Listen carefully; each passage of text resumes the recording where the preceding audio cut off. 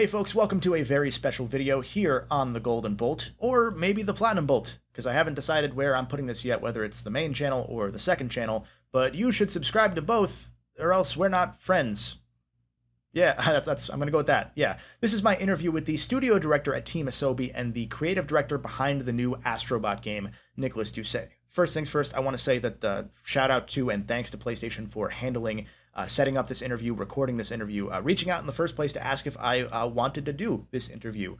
This was a lot of fun to do. We had a 30-minute window where I fit in as many questions as I could and had a really cool conversation with Nicolas about his history at Japan Studio and also London Studio before he moved to Japan in around 2010, 2011-ish, which was coincidentally right around the time of a big corporate restructure at Japan Studio that I asked about and got some cool insight on. We talk about the early history of Astro Bot and Team Asobi, as well as some behind the scenes and some cut content that was cut from Playroom that made it into this game, some things that maybe were cut from this game, as well as a bunch of other fun stuff. I will say a couple things I do want to note. One, forgive any weird video or audio hiccups. We were recording this through Microsoft Teams, and he is in Japan, and I am not. So there's some audio and video hiccups and crunchiness here and there that I tried my best to fix. There's one cut question that I'm going to save for a later date because it involves the very, very, very final thing in the game. I'm talking post-game, the Platinum Trophy moment, we'll say. I think that I'm going to put that out next week sometime once people have had a chance to at least see it for themselves. But I have some really cool insight on how that decision was made. So look forward to that, probably in a YouTube short or something. There's only one thing I'll give a very mild spoiler warning for, which is about 14 minutes into the interview. I have a chapter about cameos, and it's really not about the cameos themselves, but I do mention a couple bots as far as a couple first-party ones, one major third-party one that is involved in one of the game's trophies. I asked about that and whether there were any other trophies that were considered or anything of that sort. They're very mild spoilers. They're just kind of bots that are, hanging out in the world. They're not ones that are like super special or part of a big story moment. And they're also all online. So, you've probably already seen them, but in case you want to go in completely fresh and not risk having that spoiled for you, just skip that chapter. The rest of it should be fair game because then we just talk about some cut gadgets and some level ideas and that sort of thing. I think that's everything I need to hit on before we start. If not, I'll record a thing again. But enjoy the interview. Hi, everybody. I am here for a special video, an interview with Astro Bot's and Team Asobi's studio director and the creative director of Astro Bot, Nicolas Doucet. Hi, Nicolas. How you doing? Hey, Kevin, we're doing really well. Thank you so much for having me. Yeah, thank you for joining me. So before we start talking about Astro itself, I figured I'd ask you to share a little bit about your history in the games industry. I saw that you worked on some Lego games, I think near the start of your career. So how did you end up making your way to where you are here today? Oh, it's a long story, but basically, actually, if so, originally I'm from France, from the south of France, and I grew up, playing video games, in my youth, and actually very early on, I had the luck to be surrounded by people who really loved Japanese games and imported their consoles from Japan. Oh, really? Okay. Yeah. So we got to play games like, ahead of time, and we were playing games all in Japanese. We didn't understand anything, but it was like fascinating because we're, looking at this kind of game that would arrive a year or 2 years later, right? Because back then there used to Yeah, be like a, there's a big, longer lead time on a lot of yeah. games. And as part of playing games, also like, back then games were not translated. And so I played them in English a lot of the time. It was either that, that was it, really. There was no French version. And so when I play adventure games, I had to pick up a dictionary and look for words. And when you're like 12 or 13 years old and you have that urge to pick a dictionary, it's like quite a rare thing, right? Because usually it's like a boring thing to do. So I picked up some English words and I became more interested in English language, and I wanted to be a later English teacher. So I went to London and to work and get to learn how to speak, through like a normal life. And then by accident, and thanks to a friend, I got a job into testing games. And then I never looked back. I was supposed to go to England for like 6 months, and I stayed for 15 years. So I worked at That's really cool. companies, at various companies, including Lego, indeed, and then finally made my way in 2004, so almost 20 years ago, to PlayStation. and I got to work on some and on some games. It was interesting because my whole career in games has been, apart from the very beginning, has been marked by games that were actually kind of mass market, accessible for all ages, right? From Lego to PlayStation. And I think there's been a continuation up to today where even though Astro Bot is a tight platformer, in the back of our head still we think about like, what if 5-year-old is playing this game? What kind of experience do they have? So I think Yeah. it's been a kind of a continuation in my personal career anyway, to be dealing with like like making games that are really like for all ages and that can be played and enjoyed by anybody. Okay, awesome. So how did you end up at Japan Studio then? Because you jumped from London all the way over Hmm. to, I believe, Tokyo, if I'm Yes. correct. Yeah, Okay. yeah. So that was in 2011 or 10. And at that point, when I entered PlayStation, I actually thought to myself, wow, it's a Japanese company, coming from Lego. Maybe one day there'd be a chance. And at the time, I was already, yes, with my Japanese partner. And we were thinking, oh, maybe. And then, getting busy with work, that thought quickly kind of left me. And we just continue or continued our life in London. And in 2010, as a project kind of came to the end, I thought maybe this is the moment. I had the chance at that point to go to Japan a few times for holidays and for leisure. I really loved it, So it was like, okay, I loved it from my childhood as a pop culture kind of geek, but also I loved it from an adult point of view, more like for the country that it is, and the food, the beautiful like nature and stuff. And I thought, hey, how about I give it a try? And so at the time, the head, the boss of the studios, PlayStation Studios, was Shuhei Yoshida, and he used to come over to London quite often. And so I just, talked to him, and I said, hey, are there any chances of people coming over to Japan?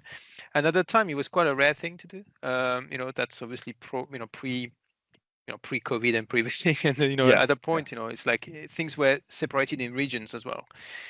But he gave me that chance. So I Gotcha. arrived in Japan in early 2011, and I transferred from London studio to Japan studio. And that was like a amazing experience, also culture shock, because Yeah. of course I didn't speak a word of Japanese, and it was just like, but I managed to kind of try and make myself useful to some extent. But it took some time, and then eventually the following year we were able to put together Asobi team. Actually, it was different. It was not Team Asobi. It was Asobi team Okay. inside Japan Studio. Yeah, which was a kind of small R&D team based on doing some research around augmented reality, which is something that I had experience from a London studio. So it's kind of So connecting the bits together. Yeah. if you don't mind me asking a deeper cut question here, that would have been around the time that Alan Becker would have jumped over to Japan Studio as well, if I'm Yes. correct. Actually, yes. What Yeah. what was that transition? I know you weren't there prior to him showing up, or maybe by a little bit of time. What was that transition period like? Because I know around that time, Japan Studio was starting to undergo a bunch of structural changes to try and optimize production. I know there were a lot of games that had been stuck in development for a while, that sort of thing. I think it was probably part of an effort to also internationalize, like teams in general. And so Alan being, used to be like Santa Monica, the boss of Santa Monica, he came over he's actually half and half, right? Which I didn't know at the time, but he's half Japanese. And so he came over to run Japan Studio. And so for me, it also made sense, at the time I had somebody that I could, communicate with easily. Yeah. Gotcha, gotcha. So moving over to Astro properly, then I wanted to ask first, still some more historical stuff here because I'm just a nerd and curious about this. Hmm. Uh, when you were bouncing from first, obviously the iToy, but then bouncing from the PS Camera showcase for the Playroom to a PSVR showcase to a full PSVR game, and then finally to Playroom on PS5, was there a specific point or an idea or a mechanic that got you and the folks at the team thinking, Astro is fantastic for showing off new tech, but there's really potential for something more, for a full game here that isn't specifically for VR, a flat screen experience that can reach a mass market appeal like you would hit on. Mm. Okay, that's interesting. So the the starting point for Astro was to first decide to bring a platform character into VR, right? And there was a funny thing where the character, you'd existed in one place and the character existed in another place. Yeah. So Astro would turn around and wave at you, right? And this eye connection is a very, very powerful thing in VR. When you exist in one place and the characters kind of react to you and are aware of your existence. And so at that point, the appeal of Astro, we started kind of making this character, which we wanted to be kind of endearing, and so on the back of this game, then we realized, okay, the VR and the platforming can delivered on a special level, but people had some kind of connection with Astro as well as a character, and we were also like thinking about how to design a character which had a simple silhouette, with big blue Yeah. eyes, LED eyes that would represent both the cuteness of these games, but also the futuristic side of what PlayStation represents and Sony in general, right? So this appeal, then, of course, VR is a medium, one medium, but then we wanted to take it to a larger space and to really see, okay, that was the big test. When we go to Astro's Playroom, like DualSense was like one of the big kind of goals. The other goal was Yeah. we took the chance to celebrate 25 years of PlayStation. But for us, the big goal was, okay, are we capable of taking this character and make a 3D platformer on flat screen, knowing that it is one of the genres that is like the oldest in game history, and still carve ourselves a space? Are we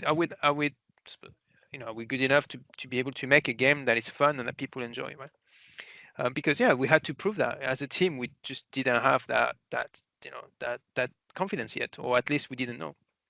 So Astro's Playroom was the moment where we were able to test that.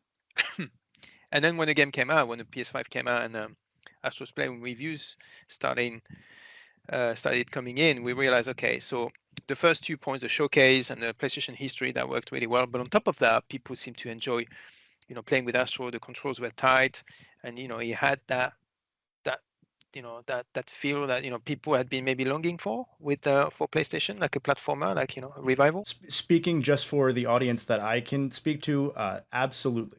There are a lot of people that have been yearning for this kind of game from PlayStation. Yeah, Even when games like Ratchet and Clank had continued to exist, but they were always hybrid platformers. yeah, But to that's just right. have a pure A platformer pure is platformer, right, something right, yeah. that people yearn for. Like I see it all the time in comments online. So Astro definitely hit the right note for early Uh, PS5 adopters. yeah, that's cool. So like in Japan, the platformers are called jump action games. Jump action, and I think it's a good reminder of what you do in that game. You just jump, and your jump is everything, right? So then we got the confidence to then go to the bigger stage and think, okay, if Astro has got appeal and we're able to make that a solid platformer, can we go big? And that's where we spend the last 3.5 years building up Gotcha. Gotcha. the So then Astro this Bot did game. start pretty much right after the the Yes, PS5 and Playroom had yeah. released. Okay. We Gotcha. waited a little bit just to get some reviews and validate. That's what we wanted to do. But until the community is really in agreement, I think we waited a bit. But then basically in the beginning of 2021, we started Gotcha. working on Astrobot. Yeah. Gotcha. So I think you already kind of answered this, but was there a specific inspiration to continue utilizing the on-screen DualSense like you had prior in VR? Because VR, obviously, it's there to anchor you as a player and make sure you know what buttons you're pressing, all that kind of stuff.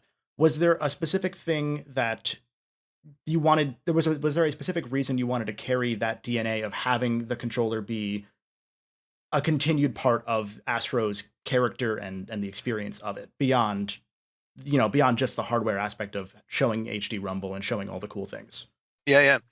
I think it's gonna sound strange, but I think like the PlayStation Heritage, it's just a bit of a geek kind of fun thing to do, right? It's like this is like a controller, and it's like an amazing controller. But then it's funny to stick eyes on it, to have wings coming out and it Yeah. flying. I mean, I speak for myself, but also people on the team. Actually, I'm a massive collector of like games and hardware, and to me, like this opportunity to be able to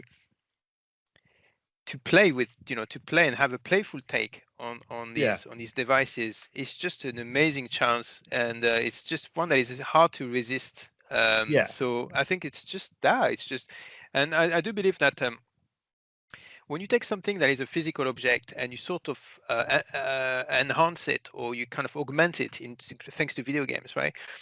There is instantly there is like sort of like transportation into magic, that operates with people, because I can imagine some Yeah. kids are going to be looking at their hands and go, oh my god, my thing It's is flying, real. right? Yeah. Where are the wings?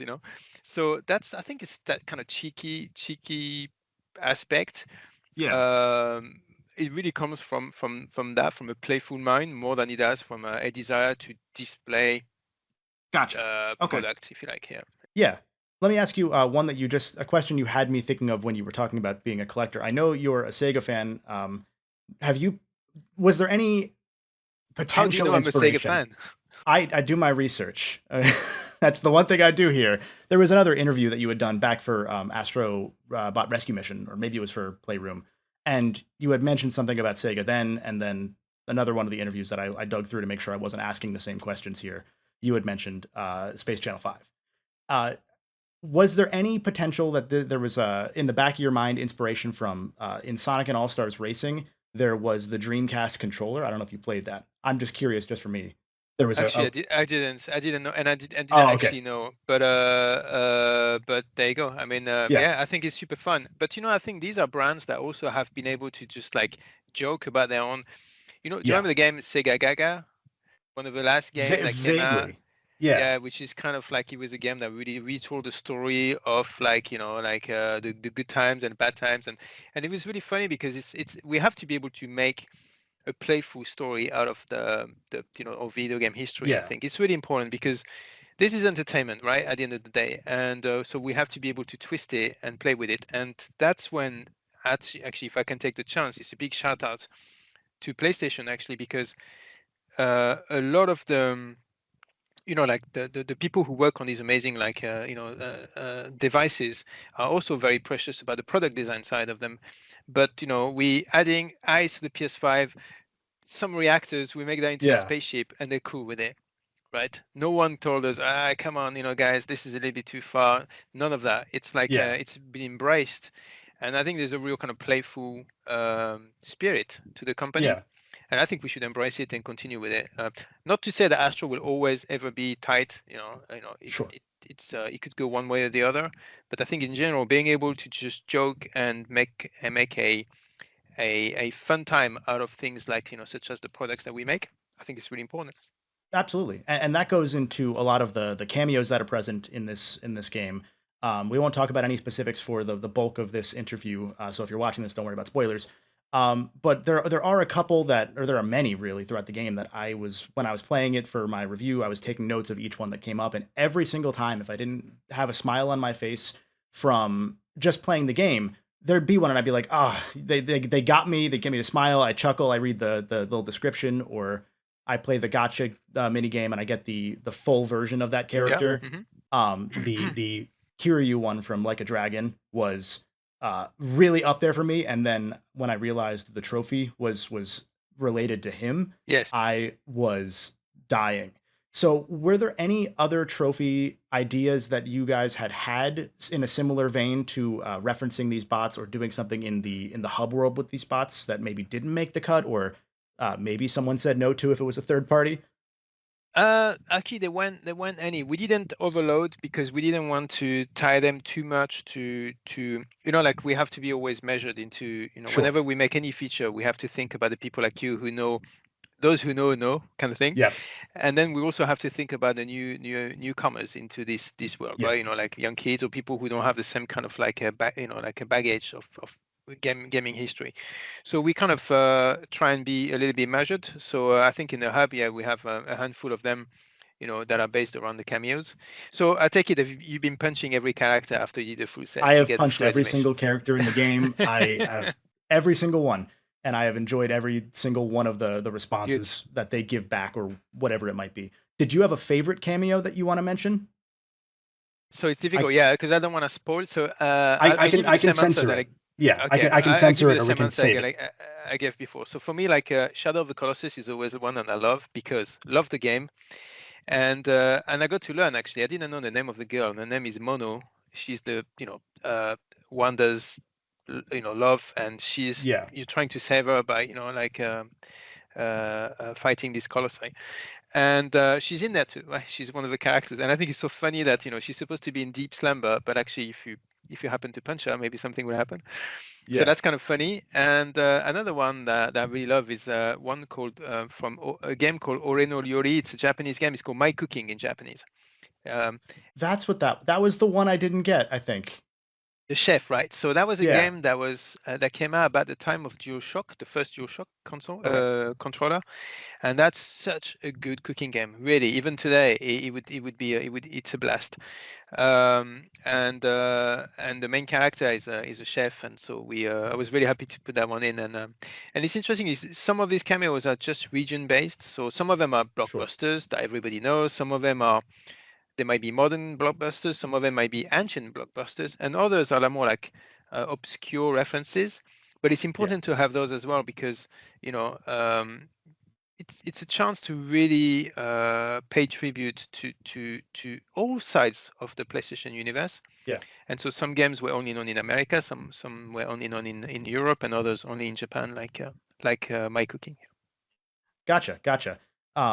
Yeah, I know. For one, when I heard this one was, I think, revealed before release, that Dart from the Legend of Dragoon was there, I was instantly like, I'm in even more than I already was. It's one of those games that really got me into RPGs. So some of those deep cuts really Yeah. do hit home, and I'm excited for a lot of people to see some of them. I know you had mentioned that there were reasons why a lot of the character bots weren't costumes that Astro could use. But I know Yes. also that there's some plan for later down the road, some free DLC for speedrun Yeah. challenges, further challenges. Are there any thoughts going into widening the amount of costumes that are there to allow some, like the Ghost of Tsushima bot, for example, something that's not necessarily licensed, it's something that's first party, um, Yeah. to add to the slate? Yeah. I think, to be entirely honest, it came down to by the time we made the costumes, I think we costed, how long it would take to make and how much, room we wanted in the room. We didn't want to have Sure. something that is so big that you end up just like, going through like, well, it wasn't pages and Yeah, pages. It ended up being a 3D space bar.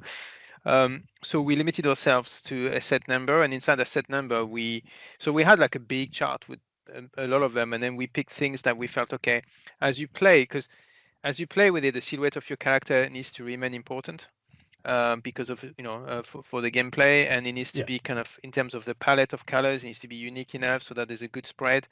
So I think it's all of these parameters that end up selecting the costumes you have, but there isn't one selection that is right over others. I mean, it's kind of a little bit subjective to some extent. sure. Um, but it's true that perhaps in hindsight, players would have expected that every single character you've unlocked, at least the SIE on IPs, would exist as a costume. And I think it's a valid comment.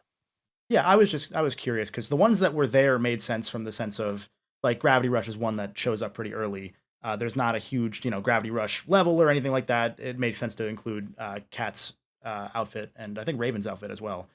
Um, but I had noticed when I was done, I was just looking at like, oh man, I would have loved to play as Dart or as Jin Sakai or a couple of these that it doesn't matter in the grand scheme. But when I thought about the DLC, I was like, I do have to mention this. I have to at least throw Oh, it you out want to have there. extra costumes? Okay. Okay. Yeah, purely vanity question. I'm not going to pretend, but I was going to ask as far as the DLC itself goes when that's coming down the road. I'm curious if it's going to be mostly in the vein of that speedrun challenge sort of thing that Playroom had, or if there's more of those harder combining mechanics, Grandmaster Galaxy type levels. Uh, So if you can talk about it. yeah. A little bit of both actually. The speed runs will be the first focus because we know people have been enjoying those a lot, and Yeah. but the difference this time is that speed runs will have power-ups. So Ooh, as okay. a result, the kind of Yeah. the gameplay you have becomes like not only like your ability to kind of find the right path and jump and run, into the best possible curve, but also shortcuts you can do thanks to those power-ups. So I think it's going to be a little bit more interesting to play. And then some more, difficult, generally difficult levels too. Yeah. That's exactly what I wanted to hear. So Okay, I'm good. very happy with that. I do have one question I want to ask that I'll probably put in out of order here because I meant to ask it earlier. As far as gadgets go, were there any gadgets that were potentially cut from Playroom or cut from this one that you are thinking about exploring in the same vein as the magnet power up that was originally planned for Rescue Mission, if I'm correct? The magnet power up in Rescue Mission, I don't remember, but It I was don't something that was recall. mentioned in an interview that it was an Right. early idea that didn't get past prototyping because it didn't Okay, seem so to work maybe in VR. yeah, maybe he didn't at the time. He didn't. We couldn't get it to work, and then we revisited. It's very possible because there are so many things like that that are kind of uh, individual ideas. But to answer your question, yeah, I mean there are things we cut from. So Astro, when you've played the whole game now. So when you repair the Yes, Mother yeah. 5, the mothership, you have these kind of DIY things with a chainsaw, and then like all the kind of Yes, like those were rebuilding. really fun. A lot of these mechanics, in fact, almost all of them came from pre-Astro's Playroom. They were part of our exploration of dual sense at the very, very beginning. So around, Okay. 2019 or, 2018, 2019. In Astro's Playroom, it didn't make sense to bring this, there was no kind of context for them. So it was a bit sad, but I remember we thought, we should really bring back the robot builder one day. Perhaps when you make your avatar or something like that. In the end, we brought them in a different shape. So these may were there from a long time ago, but of course, since then we've been able to know more about the controller and, Sure. and really refine the expressions of the dual sense. And the same way this time on Astro Bot, we had some power ups that didn't make the cut because maybe